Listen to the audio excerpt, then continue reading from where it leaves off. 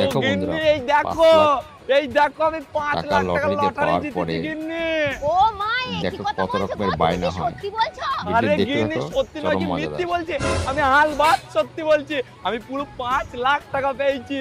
আচ্ছা ঠিক আছে, তাহলে কালকে শনিবার আমরা রেস্টুরেন্টে খেতে যাব, আর মঙ্গলবার আমরা শপিং করতে যাব, আর বুধবারে আমরা সিনেমা দেখতে যাব, রবিবারে আমার জন্য গয়না কিনতে যাব, আর শুক্রবারে আমরা দীঘাতে ঘুরতে যাব, আর শনিবারে আমরা বাবার বাড়ি ঘুরতে যাব। হ্যাঁ তুমি ঠিক বলেছো, আর রবিবারে আমরা মন্দির যাব।